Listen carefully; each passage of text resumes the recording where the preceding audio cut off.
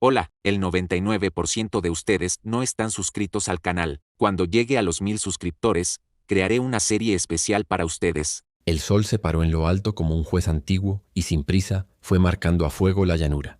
Las colinas de Mezquite y Ocotillo temblaban detrás de la vibración del calor, y la tierra, agrietada, dura como vieja cerámica, devolvía la luz en destellos que obligaban a entornar los ojos. No había nube, solo un azul inmenso que parecía desolarlo todo. En medio de aquel cuadro se alzaba el rancho de don Samuel Rivas, con su casa de adobes encalados, la torre del molino de viento girando a intervalos y los corrales abiertos hacia la cañada. Aquel pedazo de mundo respiraba con un ritmo propio. El chirrido de la bomba del pozo, el tintineo metálico de las hebillas, el roce de las cuerdas contra la madera y, de tanto en tanto, el mugido disconforme de alguna res que no aceptaba el encierro. Samuel montaba un alazán recio, lucero, con la parsimonia de quien no tiene que demostrar nada. Llevaba el sombrero bajo, la quijada sombreada por una barba de 2 días y las mangas enrolladas hasta el codo, dejando ver antebrazos tatuados por cicatrices viejas. Recuerdo de alambradas, cornadas mal calculadas y noches de torbellino. A cierta distancia lo seguía Mateo Luján, capataz fiel, con la paciencia grabada en las arrugas de los ojos. «El cerco del sur está pidiendo mano», dijo Mateo, señalando con el mentón la línea de postes que se inclinaba como dientes gastados. «Nos come la tierra», contestó Samuel. «Mañana temprano, antes del calor. Hoy terminamos el embarque». En el corral, Nicanor y Colorado guiaban la pequeña recua hacia el embarcadero de madera. El polvo, levantado por los cascos, formaba un velo bajo y persistente. María, la cocinera, trajinaba del fogón al aljibe, atenta a que a nadie le faltara agua. Su delantal con flores azules era el único color alegre que se atrevía a plantarle cara al mediodía. Samuel recorrió con la mirada lo suyo. Las marcas SR recién estampadas sobre el cuero reluciente, el saladero cubierto con lona, la carreta cargada de sacos de grano.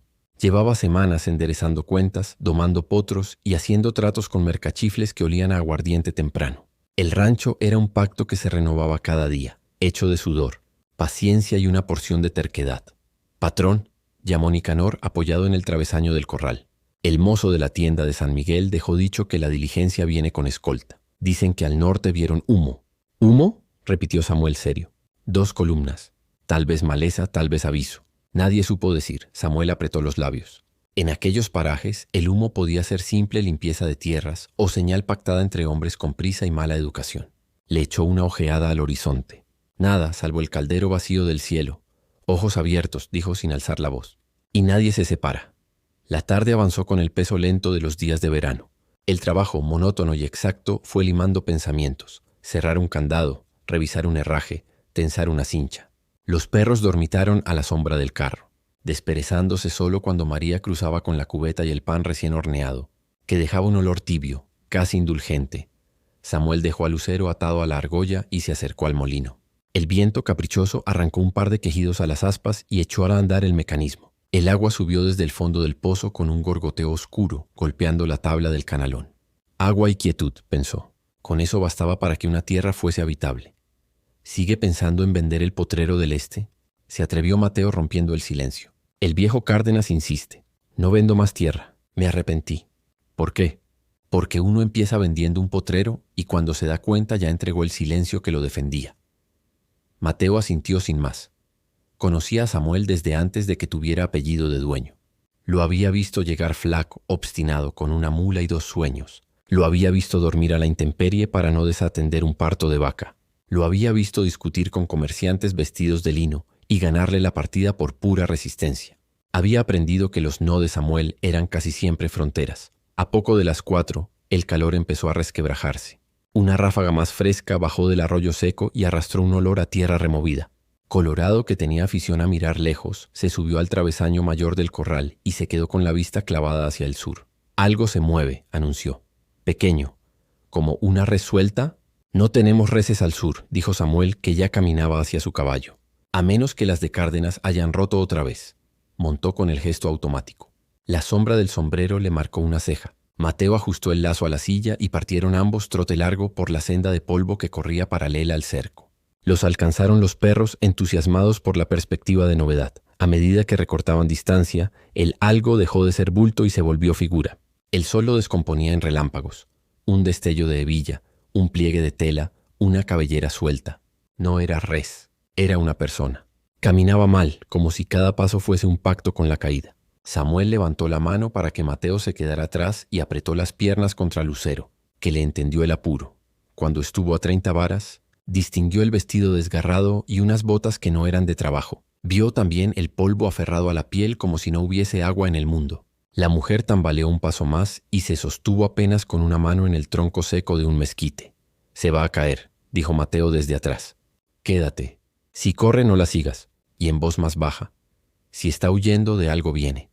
Detuvo a Lucero a una distancia prudente y se quitó el sombrero, un gesto que en esas latitudes decía: «No busco pleito».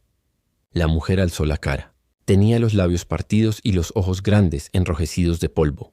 La piel morena debajo de la suciedad dejaba ver una juventud difícil de calibrar. No era una pordiosera pese al harapo. La postura, los restos de encaje en el cuello, el modo de llevar el miedo, todo hablaba de otra vida. «Agua», dijo Samuel tendiéndole la cantimplora. Ella la tomó con dedos temblorosos. Bebió mal, a tragos que pugnaban por salírsele del pecho, tosiendo, atragantándose, volviendo a probar. Samuel esperó sin decir palabra. Tenía el talento del silencio, de dejar que las cosas fuesen cayendo por su peso. Cuando la mujer se limpió la boca con el dorso de la mano, él hizo un gesto hacia la sombra del mezquite. «Siéntese. El suelo no le va a cobrar». La mujer obedeció con dignidad torpe. Mateo se acercó despacio, tanteando el aire como se tantea un caballo asustado. «¿Está herida?», preguntó. «Solo cansada», susurró ella, y en el susurro se coló un acento de frontera. Samuel le alcanzó un pañuelo para que se limpiara el rostro. Ella dudó apenas un segundo, como si aceptar un pañuelo fuese aceptar una deuda. Luego lo tomó. Al pasarlo por la frente, afloró, limpia, la forma recta de cejas negras, los pómulos altos, una belleza que la suciedad había ocultado pero no vencía. «¿Cómo se llama?», preguntó Samuel. La mujer tragó saliva. Sopesó si decir, si callar. Había huellas detrás de sus ojos. «Isabela», dijo al fin. Isabela Montoya. Mateo y Samuel se miraron. El apellido era de mercader, no de peón. Sonaba a El Paso, a almacenes con sacos de harina apilados, a cajas con cerraduras de latón brillante. «Soy Samuel Rivas». No añadió título ni posesión. El rancho hablaba por él. «Está en tierra mía. Mientras esté aquí, nadie la saca a la fuerza. Pero necesito saber de qué huye». Isabela apretó el pañuelo entre los dedos como si exprimirlo le ordenara la voz. «De un hombre», respondió, con la sencillez áspera de quien ya no tiene tiempo para rodeos. No dijo más. Tenía la mirada clavada en un punto del suelo, como si allí hubiese escrito un nombre que no quería pronunciar todavía. Samuel sopesó el peso de esa frase. Hombres y deudas. Dos cosas que el viento del desierto llevaba y traía con una facilidad que asustaba. «La llevaremos a la casa», dispuso. «María le dará sopa y ropa limpia». Miró a Mateo. «Tú ve adelante y diles que abran la habitación chica. Yo la traigo despacio». Mateo asintió y partió al galope, dejando una estela baja de polvo. Samuel desmontó, pasó el ramal a su brazo y tendió la mano a Isabela. «No tengo fuerzas», susurró ella. Se las presto la ayudó a ponerse en pie. Ella era liviana en la debilidad, pero había en su manera de enderezarse una firmeza que no nacía del músculo. Caminó los primeros pasos apoyada en el antebrazo de Samuel, y luego, como si le pesara de verle el cuerpo, soltó un poco el agarre. Se detuvieron para que respirara a la sombra de un chaparro. Los perros, que habían llegado olfateando la novedad, se acercaron sin ladrar. Uno de ellos, Sombra, se sentó a un lado y alzó el hocico, atento al aire del sur.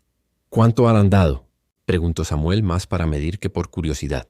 «Desde el alba. Y antes». La voz se le quebró con un recuerdo que no se atrevía a salir. A mitad de camino, Isabela se detuvo en seco. Alzó la cabeza como quien escucha un llamado privado, de esos que no hacen ruido y sin embargo empujan. «No debí parar», murmuró. «Me siguen». La frase cayó como un fardo. Samuel no miró atrás de inmediato. Miró el suelo. En el polvo de la senda muchas huellas antiguas confunden, pero las nuevas dejan un brillo distinto, como de escama. Se agachó. Vio la suela de una bota fina, no de peón. El dibujo de herradura fresca con clavos nuevos. El trazo de un caballo cansado por falta de agua. Vio también, en el borde donde la tierra se endurecía, marcas de ruedas ligeras. Una carreta pequeña, quizá un sulky. Las vio superponerse, ir y venir. No eran fantasmas. «No corra», dijo sin levantar la voz. «El miedo hace ruido». Llegaron al patio del rancho con el sol un poco más bajo. María salió al umbral con un gesto que era mitad curiosidad, mitad mando. Jesús, María y José, dijo al ver a Isabela. Muchacha, entra, que te desbaratas. Y a Samuel con esa mezcla de respeto y familiaridad que solo la cocina otorga. ¿Qué trajiste, patrón? Una cristiana que necesita agua y silencio, contestó él. Y quizás sombras más largas de las que tenemos. María guió a Isabela hacia la habitación del fondo. Samuel se quedó en el umbral, dejando que la penumbra y el olor a jabón le bajaran el pulso. Los perros rondaron y se echaron bajo el pórtico. Mateo, que ya había vuelto, le alcanzó a Samuel un vaso de limonada aguada. Ambos bebieron en silencio, sin apartar la vista de la llanura.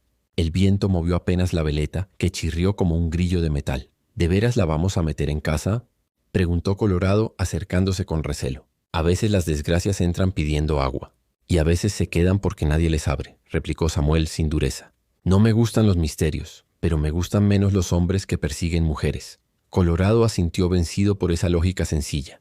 Nicanor, más práctico, señaló hacia el sur. Patrón, no quiero asustar, pero mire el brillo allá, donde se aplana la cañada. Samuel entornó los ojos. Sobre la línea baja del terreno algo puntúa el sol. Un destello que no pertenecía al paisaje. No era agua, no era cristal, era metal. Rifles, dijo, como quien nombra una enfermedad conocida. No dio la voz de alarma. No tocó el rifle apoyado en el portal. Se limitó a medir. La distancia aún era grande.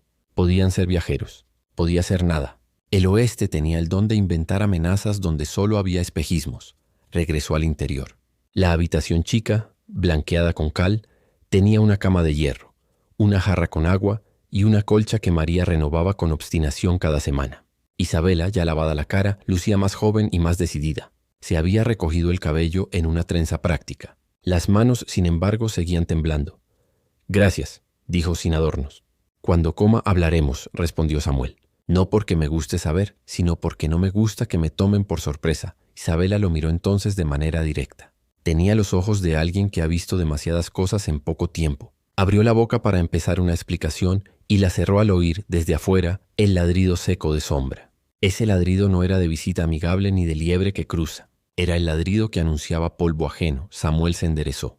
No tocó la escopeta. Tomó en cambio el sombrero. A veces con hombres el arma primera es la mirada serena. Se volvió hacia Isabela.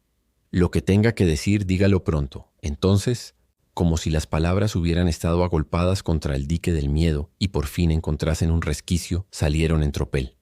Por favor, te lo ruego, ayúdeme, dijo Isabela, y la súplica, que había cruzado ya kilómetros de sequedad, llenó por completo el cuarto chico, la casa de adobes, el patio, el rancho, el día entero. Samuel se quedó inmóvil un latido. No fue el pedido lo que lo sorprendió. Había visto pedir, sino lo que encontró en él. No había astucia ni cálculo, tampoco simple desesperación. Había una clase de urgencia que venía de la raíz, la que hace que la gente salve a los hijos de casas ardiendo, la que empuja a cruzar desiertos con la lengua pegada al paladar. Una urgencia que en tierra de hombres no era común hallar en la voz de una desconocida. Afuera, los perros cambiaron el tono. El molino de viento se detuvo como si también escuchara.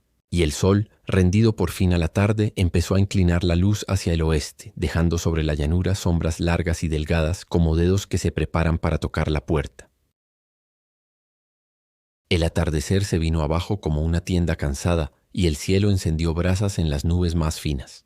En el patio del rancho, las sombras se alargaron hasta confundirse con la cerca y los postes parecieron hombres de guardia.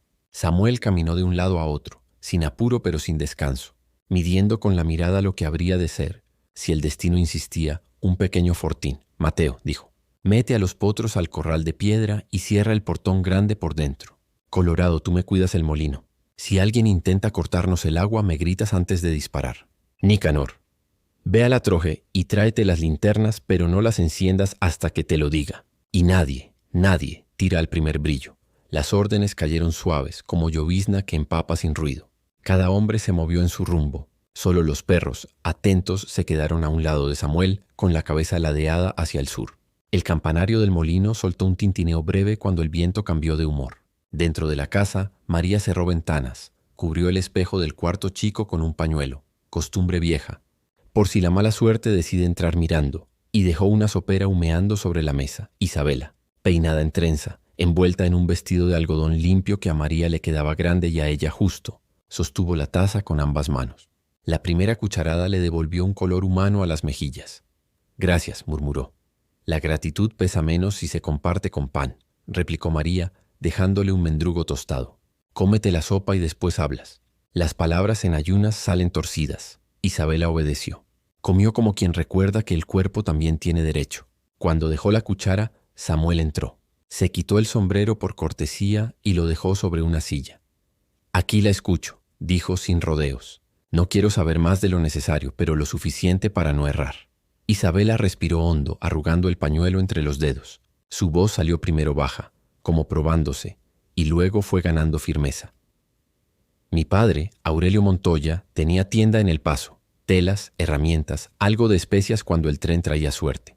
Yo llevaba la cuenta de los fiados. Sonrió pero sin alegría. Él tenía un talento para las promesas y yo para los números. No siempre nos llevábamos bien. Samuel asintió neutral. En la última temporada, siguió ella, mi padre invirtió de más en un cargamento que no llegó entero. El hombre que lo transportaba. Hizo una pausa como si la palabra quemara. Era Clint Harlow. Dicen que antes fue cazador de recompensas, pero ahora es otra cosa. Trabaja por su cuenta y por la cuenta de otros, y su cuenta siempre es la mayor. El tren se atrasó, hubo una tormenta en el llano, y parte de la mercancía se perdió o se vendió antes de tiempo. Harlow juró que papá le debía el costo y los atrasos. Mi padre juró que no. Se pelearon frente a todos en la plaza, como hombres que quieren que el pueblo les sirva de juez. Samuel escuchaba sin parpadear. A la semana, dijo Isabela, alguien rompió los candados de la trastienda. No se llevaron mucho, solo los libros y algunos recibos. Cuando fuimos al alguacil, los recibos ya habían aparecido con firmas que no eran las nuestras. Papá se emborrachó. Yo le grité. No era la primera vez. Bajó la vista. Al anochecer, Harlow vino con 3 hombres. No gritó, dijo. No vengo a cobrar dinero. Vengo a cobrar justicia. Tu familia me costó la mía. Yo no entendí. Nadie entendió. Luego dijo que si no había dinero ni justicia, habría pago en especie. Me miró como se mira una cabeza de ganado buena para cría. El náusea se le subió a la garganta. Esa noche María, otra María, la de la tienda, me escondió en el sótano. Al amanecer mi padre me dijo que corriera hacia el norte. No me pidió perdón, solo corriera. Corrí. ¿Y tu padre?, preguntó Samuel. No miré atrás. Hubo en ese no la dureza de un juramento a destiempo. El nombre de Clint Harlow quedó un momento suspendido en el cuarto, como si hubiese entrado él mismo con botas y polvo. María, que no creía en callar si la pregunta se imponía, alzó la barbilla. ¿Y la justicia que dice que le deben? ¿Sabes de qué habla? Isabela apretó más el pañuelo. Hay historias. Dicen que Harlow fue socio de mi padre en un envío de queroseno y pólvora, que hubo un incendio en un almacén de Smeltertown y murieron 2 personas. Tragó saliva. Dicen que mi padre recortó gastos en barriles, que entró agua, que la pólvora vino húmeda y luego se secó mal. Dicen. En el oeste, dicen es una moneda falsa. Harlow perdió a su mujer y a un hijo en aquel fuego. O eso jura. Miró a Samuel pidiendo algo que no tenía nombre. Yo no sé la verdad entera. Solo sé que me persigue un hombre que llama justicia a su sed. No tengo armas para eso, por eso le supliqué. El silencio que siguió no fue incómodo. Fue un silencio que ordenaba piezas. Samuel apoyó las manos en el respaldo de la silla. Bien, dijo. Lo que no sé no lo afirmo. Lo que sí sé es esto. Mientras esté en mi casa, nadie se la lleva si usted no quiere. Si Harlow viene a hablar, hablaré con él. Si viene a arrastrarla, no lo hará caminando. Isabela sostuvo la mirada de Samuel y asintió. Aquello no era promesa ligera, era frontera. María, satisfecha con ese cierre, recogió los platos. Voy a calentar café, anunció. Un hombre habla más derecho con el estómago en paz. En el sur la llanura ya olía a sombra. 4 jinetes y una carreta baja avanzaban en línea quebrada, tomando a ratos las hondonadas para perder perfil. Delante, un caballo tordillo levantaba el trote y lo bajaba a voluntad, guiado por un jinete de espalda ancha, sombrero de ala rígida, la barba clara recién recortada. Clint Harlow. Su poncho gris, raído en el hombro derecho, se movía apenas con el trote. No hablaba mucho.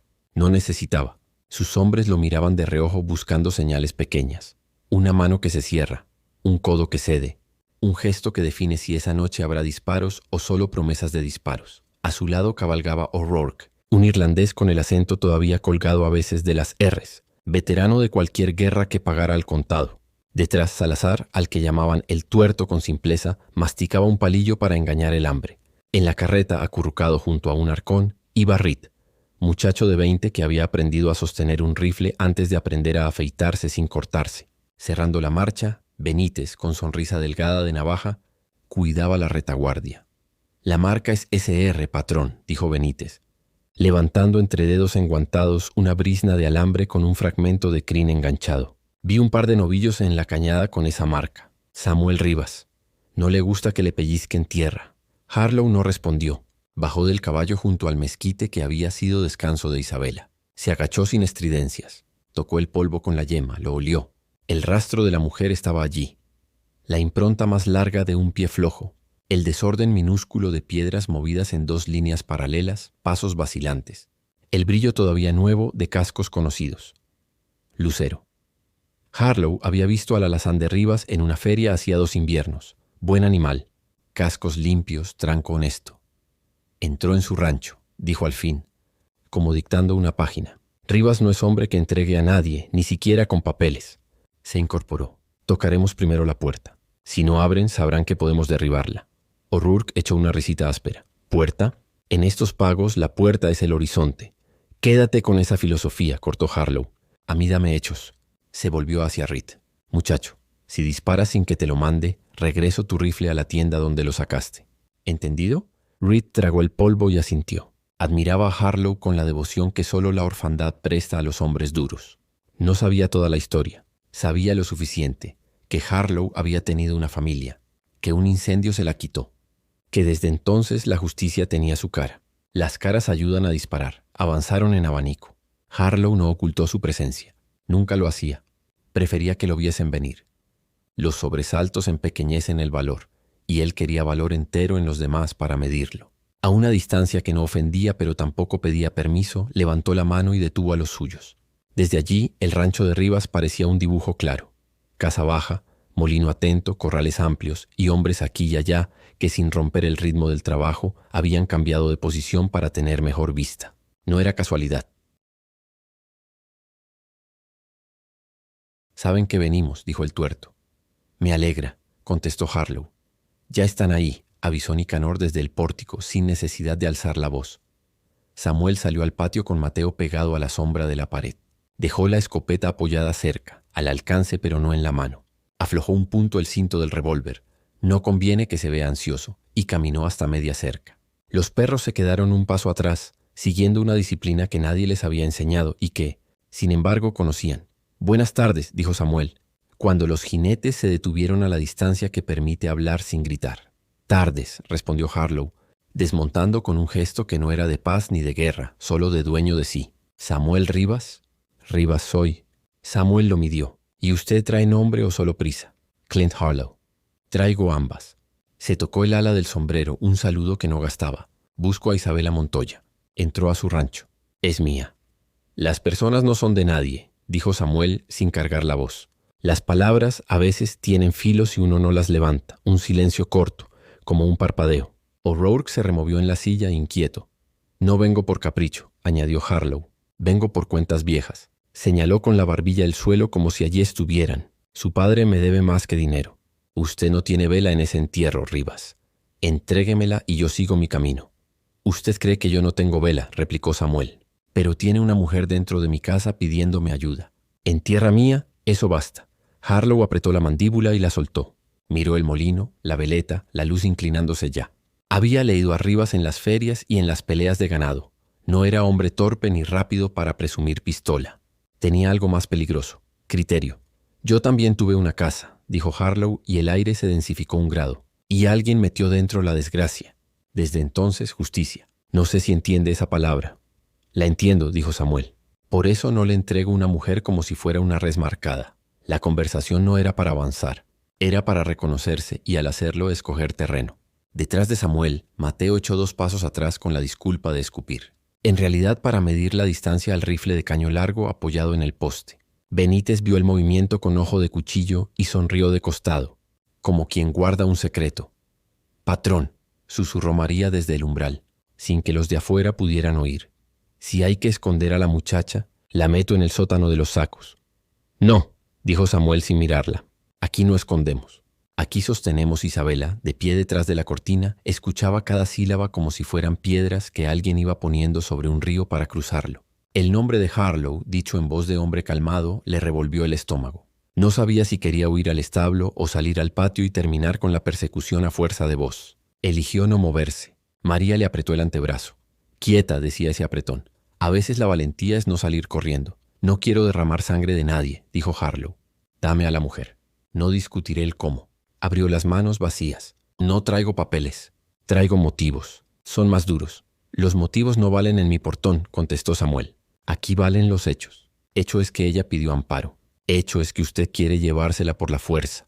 Y hecho es que no lo voy a permitir». La palabra fuerza quedó colgando y los hombres a ambos lados la miraron con interés. El sol en su caída les pintó los pómulos de bronce. Un coyote ladró 3 veces en la lejanía como si quisiera opinar. O'Rourke dio un paso con el caballo, apenas, probando la cuerda invisible que los separaba. Los perros respondieron con un gruñido bajo. «Entonces», dijo Harlow, «esta conversación termina aquí». «Y empieza otra», replicó Samuel. No hubo más. Harlow giró un poco el torso y los suyos comprendieron. Retirada lenta, buscar sombra, esperar la noche para ver si el rancho dormía lo suficiente. No eran novatos. Sabían que los tiros de día hacen bulla y atraen miradas. Los de noche se pierden en el viento. Se alejaron lo justo. Acamparon en la cañada, al resguardo de un recodo donde el olor a salvia era más denso. Encendieron un fuego pequeño, apenas para engañar el frío que la noche prometía. O'Rourke limpió su rifle con la devoción de un sacristán. Reed miró el cielo como si fuese un mapa. El tuerto silbó media copla y la dejó inconclusa. Benítez afiló la navaja por no perder la costumbre. Harlow se apartó unos pasos hasta la sombra de un álamo torto. Sacó del bolsillo interior del chaleco un trozo de tela chamuscado, los restos de un pañuelo de mujer. Lo sostuvo en la mano con la misma gravedad con que otros sostienen un crucifijo. Lo acercó a la nariz. El humo viejo todavía vivía en la trama. Cerró los ojos y vio aquel almacén ardiendo. La puerta trabada. Los gritos en inglés y en español incendiándose unos a otros, sus pies rompiéndose contra la madera, sus manos torpes tirando de una tranca que no cedía. Vio a la mujer, Annie, y al niño, Thomas, más allá del fuego, a una distancia que en los sueños es corta y en la vida es infinita. Vio también la cara de Aurelio Montoya, no en el incendio, sino al día siguiente, jurando que no era culpa suya, que los barriles estaban bien, que Dios así lo quiso. Harlow no creía en dioses que firmaran pólizas de seguro. «Justicia», murmuró, con esa obstinación que es prima hermana del odio. En el rancho, Samuel y Mateo dibujaron la noche con tiza invisible. Colgaron 2 campanas de bronce en los puntos por donde un hombre a pie pasa creyéndose sombra. Dejaron un farol encendido en el pórtico y otro dentro del establo para que al ojo ajeno le costara medir distancias. María, con una serenidad que no pedía aplauso, hizo café para todos y dejó una taza más aparte, por si el enemigo tuviera frío, dijo seca. Isabela, obediente a su propia inquietud, revisó con ella la alacena, como si el orden de los frascos pudiese enderezar el mundo. «¿Usted cree que se irán?», preguntó en un susurro. «Los hombres como esos no se van», respondió María. «Se postergan». Samuel entró y les hizo un gesto con la cabeza. «Adentro y quietas». Luego salió al patio y se quedó con Mateo, el cuerpo dibujado de sombra sobre la pared, oyendo cómo los grillos iban tomando posesión del turno nocturno. Sombra, el perro, se tumbó pegado a las botas de su amo, temblando apenas en cada inspiración larga. «Siempre pensé que la justicia y la venganza se parecían», dijo Mateo en voz baja. «Se visten igual de negro. Lo que las distingue es la manera de caminar». «Y los pasos que pisan», añadió Samuel. «¿Le crees a la muchacha?» «Le creo lo que ve. Lo que no ve no se lo puedo pedir». Se calló un momento. A Harlow también le creo una cosa, que ha perdido algo que no sabe enterrar. Mateo sopló aire por la nariz pensando. No era amigo de las palabras largas, pero esa noche le brotaron 2 o 3. «Entonces el pleito es entre muertos», dijo. «Y nosotros en medio». «Nosotros en la puerta», rectificó Samuel. La luna asomó tarde, gordita y poderosa como un plato de estaño. Al subir derramó una claridad rara que ni era día ni era noche. La llanura, bajo esa luz, se volvió otro animal, con lomo de plata. Samuel, que conocía a ese animal, se puso el sombrero un punto más bajo. No le gustaba la luna para los tratos. Vuelve indecisos a los seguros y valientes a los torpes. «Si vienen», dijo, «será ahora Isabela», desde la rendija de la cortina. Vio a Samuel como se ve a un árbol en medio de un temporal, sin heroísmos con luz grande, sino con esa calma que sostiene cuando lo demás se inclina. No supo por qué, nunca se sabe, pero dejó de temblar. En el pecho, sin embargo, una frase seguía golpeando, como si tuviera vida propia. «Por favor, te lo ruego», no suplicaba ya a Samuel ni a Harlow, suplicaba al mundo que no se repitiera a sí mismo. A veces el mundo escucha, a veces no. El primer roce fue pequeño, una campanilla casi tímida allá por la esquina del corral de piedra. Mateo giró la cabeza como un gato. Samuel no se movió, solo cambió el peso de un pie al otro. Luego otro sonido, más cerca, fibra contra fibra, alguien tanteando el alambre como si la oscuridad le hubiese mentido el tamaño. «No disparen», dijo Samuel sabiendo que el ansia puede más que la puntería. «Que se enteren de que aquí sabemos contar». Un hombre se perfiló un instante contra la loma, una sombra cortada por la manga de luz de la luna. Otro, a su izquierda, avanzó agachado. Un tercero se quedó más atrás, cubriendo. Clásico. El cuarto, el más joven, dudó y volvió sobre sus pasos, asustado por el mismo silencio al que pensó burlar. De la cañada vino, tenue, la voz de alguien que murmuraba una maldición en inglés. «O'Rourke», pensó Samuel sin saber su nombre, porque los irlandeses maldicen como si rezaran. «Ahora sí», dijo, y alzó apenas la mano. En el borde del establo, la linterna que habían colgado, cubierta con un paño, se destapó un segundo. La luz dibujó una franja que delató a dos sombras a la vez. Los perros ladraron corto, sin descomponerse. El tuerto se agachó tarde y tropezó con un cubo vacío que María había dejado a propósito donde no estorbaba de día y estorbaba de noche. El cubo cayó con un ruido que pareció en esa hora una campana mayor. Reed contuvo la respiración y en el contén apretó sin querer el gatillo. El disparo se fue a morir en el poste del molino, arrancándole astillas y una blasfemia a Colorado. «Muchacho», dijo Harlow desde la cañada, sin alzar la voz pero atravesándola. «Te dije que no». El eco del tiro se deshizo en el llano. Luego vino el silencio verdadero, ese que espera la decisión como quien espera una sentencia. Samuel no levantó la escopeta. Levantó la voz, solo lo justo para llegar donde debía. «Clint Harlow», llamó. «De día hablamos con palabras. De noche se habla con sombras. Yo prefiero el día. Si quiere justicia, amanezca aquí y la pedimos mirando. Si quiere venganza, la noche le alcanzará. Pero no se lleve una mujer como se roba un becerro». «Eso no». Desde la cañada la respuesta. La madrugada se arrastró primero como un rumor, apenas una claridad pálida que se insinuaba detrás de las colinas. El aire estaba frío, con ese filo que corta la piel antes de que el sol decida templarla. El rancho se veía inmóvil, pero cada sombra respiraba con atención. Nadie había dormido del todo. Los hombres de Samuel se turnaron en guardia, los perros rondaron como ánimas. Y hasta los caballos se mostraban inquietos, golpeando con los cascos el suelo duro.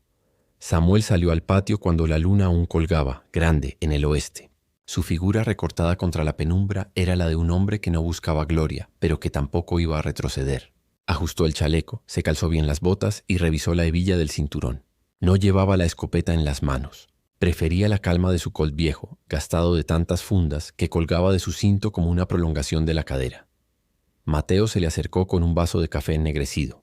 «Va a ser hoy, patrón». «Siempre fue hoy», replicó Samuel tomando un sorbo amargo. «Solo que el reloj nos alcanzó». Isabela desde la ventana lo miraba como si mirara una muralla. Tenía la trenza deshecha y los ojos hinchados por la vigilia, pero la determinación la mantenía en pie. La súplica de la noche anterior todavía resonaba en su garganta, pero ya no como clamor de miedo, sino como un eco que pedía fuerza. El amanecer no sorprendió a nadie. El horizonte se encendió con esa línea anaranjada que parte en dos la llanura, y con él llegaron las siluetas de los hombres de Harlow. Primero un destello metálico en la colina, luego el ruido de cascos. Descendieron despacio, sin ocultarse. Harlow al frente, erguido sobre su tordillo, el poncho cayéndole en pliegues grises como si fuese humo encarnado. Se detuvo a unas 50 varas de la casa. Levantó la mano y sus hombres se abrieron en abanico, cada uno cubriendo un flanco. No era provocación inútil. Era cálculo, era experiencia. «Rivas», gritó su voz grave resonando limpia en el aire fresco. «Te lo dije anoche. Vengo por lo mío». Samuel avanzó unos pasos, lo suficiente para que su figura quedara a la vista de todos. La brisa agitó apenas su camisa.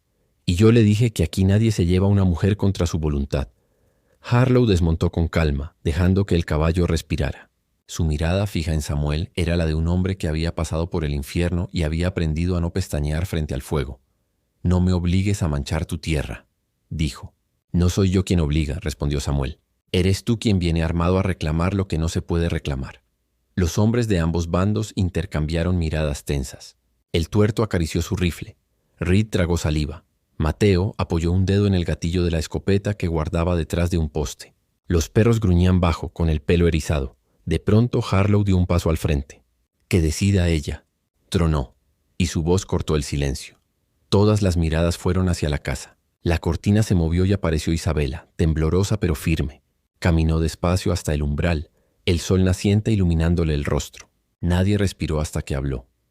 «Yo no pertenezco a nadie», dijo, su voz clara, quebrada pero fuerte. «No quiero ir contigo, Harlow. No quiero más cadenas». El silencio fue un golpe. Harlow cerró los ojos un instante como si esas palabras fuesen una bala invisible. Cuando los abrió, las pupilas le ardían de furia contenida. «Entonces no me dejas elección», dijo, y desenfundó. Samuel ya lo esperaba. Sus manos no temblaban, pero tampoco se apresuraron. Sabía que la prisa mata más rápido que las balas.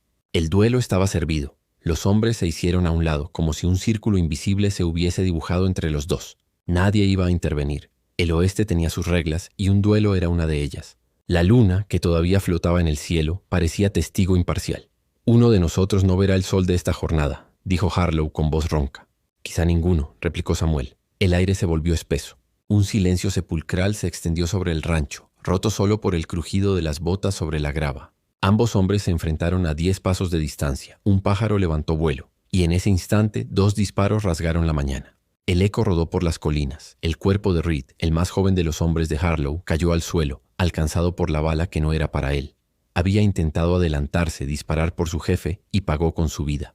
El polvo se alzó en un remolino. Harlow se volvió hacia él con los ojos en llamas. «Te dije que no», rugió. Samuel mantenía su arma aún humeante, la mirada clavada en Harlow. El ranchero no había fallado.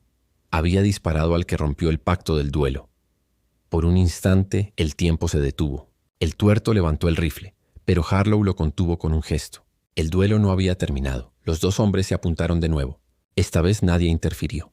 Sus sombras se tocaron en el suelo, largas y tensas. Isabela dio un paso adelante con un grito desgarrador. «Por favor, te lo ruego, no más sangre». El eco de su súplica atravesó el aire, más fuerte que los disparos. Harlow, con el dedo en el gatillo, se quedó inmóvil. Sus ojos se encontraron con los de la mujer. Por un segundo toda la dureza se quebró. El poncho se le deslizó del hombro como si el peso del pasado cayera con él. El revólver le tembló en la mano. Luego, contra toda lógica, lo dejó caer al polvo. Un murmullo de asombro recorrió a los presentes. El pistolero temido, el hombre que había sembrado miedo en 3 estados, estaba llorando. Samuel, atónito, bajó también su arma, sin apartar los ojos de él. Nadie había previsto aquel desenlace.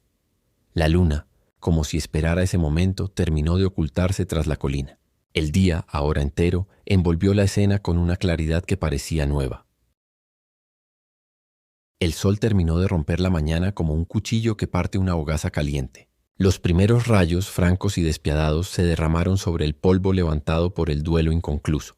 El aire olía a pólvora, a sudor y a silencio. Los hombres de ambos bandos mantenían las manos cerca de sus armas, pero nadie se atrevía a mover un músculo después de lo ocurrido. El disparo de Samuel, la caída de Reed, el revólver de Clint Harlow en la tierra, el pistolero, de pie, con los hombros vencidos, no parecía el mismo hombre que había llegado la noche anterior reclamando justicia con voz de trueno. Tenía los ojos enrojecidos, la respiración entrecortada y las lágrimas, secas ya, habían dejado surcos claros en su rostro curtido. Miraba a Isabela, no a Samuel, como si ella fuese juez y verdugo al mismo tiempo. «No lo entiendes», dijo Harlow, su voz quebrada como una rama seca. «No vine por dinero ni por odio. Vine porque mi sangre está bajo la tierra y nadie me dio consuelo. Tu padre lo negó, el pueblo lo calló y yo no supe hacer otra cosa que perseguirte». Isabela, que aún temblaba del grito lanzado segundos antes, retrocedió un paso. No por miedo, sino por el peso de aquellas palabras. «Yo no incendié nada», respondió con un hilo de voz. «Yo no maté a tu familia. Soy hija, no culpable». Harlow cerró los ojos. El recuerdo lo golpeó con fuerza. El almacén en llamas, la madera que crujía como huesos, los gritos de su esposa y su hijo al otro lado del fuego. Y después el rostro impasible de Aurelio Montoya encogiéndose de hombros como quien niega un mal menor. Ese gesto, más que el incendio, lo había condenado a la cadena de venganza. «Lo sé», murmuró, «pero cuando uno pierde a los suyos, busca un rostro al cual culpar, aunque no sea el correcto». Samuel dio un paso al frente, todavía atónito por aquella confesión. Había visto hombres derrotados, bandidos implorando perdón, incluso asesinos que se desmoronaban al pie de la horca.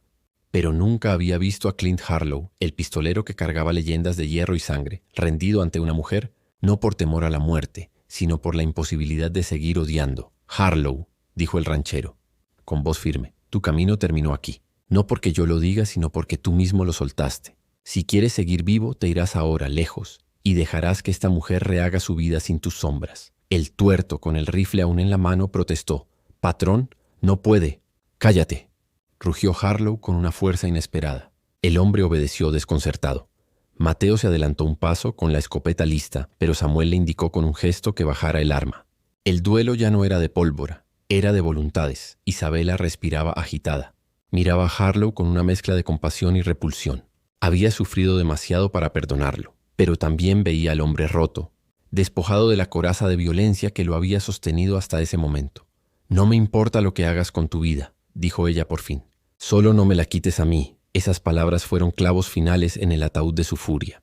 Harlow se inclinó, recogió su poncho del suelo y lo echó sobre el hombro. No recogió el revólver. Montó en su caballo con movimientos lentos, pesados, como si cada gesto fuese una despedida. Antes de marcharse volvió a mirar a Samuel. «Rivas, hoy me has dado algo que nadie me dio en años. Un alto. Si me cruzas de nuevo en otro camino no habrá duelo. Solo un saludo». El ranchero asintió aún incrédulo. «Ojalá ese saludo llegue». Harlow dio una última mirada a Isabela, que lo sostuvo sin apartarse, y espoleó al tordillo. Sus hombres, desconcertados, dudaron en seguirlo. El tuerto masculló una maldición. O'Rourke escupió al suelo. Benítez miró a Samuel como queriendo grabar su rostro para otra ocasión. Pero ninguno desobedeció. Se fueron tras su líder, tragados por la llanura, hasta hacer solo polvo en el horizonte. El rancho quedó en silencio, como si todo respirara aliviado. Los perros ladraron una vez y luego se echaron al sol. María salió con el delantal lleno de harina, y al ver que la amenaza se alejaba, se persignó. Samuel miró el suelo donde aún yacía el revólver de Harlow. Lo recogió, lo examinó un instante y lo dejó sobre la cerca, como un trofeo extraño que no traía gloria, solo preguntas. «¿Está bien?», preguntó a Isabela. Ella lo miró con los ojos llenos de lágrimas que no eran de miedo, sino de un peso liberado. «No sé si estoy bien, pero estoy viva. Y eso ya es mucho». Samuel le sostuvo el brazo con firmeza, más gesto de hermano que de salvador. «Eso basta para empezar de nuevo». La mujer respiró hondo. El desierto seguía allí, implacable, con su calor, su polvo y sus silencios, pero por primera vez en mucho tiempo no le parecía un enemigo. Esa noche, cuando las estrellas volvieron a colgar como brasas sobre la inmensidad, Samuel salió al pórtico con su pipa apagada en la mano. Se sentó en el banco de madera y dejó que el viento le trajera el eco lejano de los coyotes. Mateo se acomodó a su lado. «Nunca pensé ver a Clint Harlow soltar un arma». «Ni yo», respondió Samuel con voz baja. «El oeste aún guarda cosas que nos asombran». Se quedaron callados un rato. El rancho estaba en paz, y el cansancio del día caía sobre todos como un manto. Samuel alzó la vista a las estrellas y pensó en lo ocurrido. Había esperado un duelo mortal, un desenlace de sangre, pero había recibido otra cosa, una lección inesperada.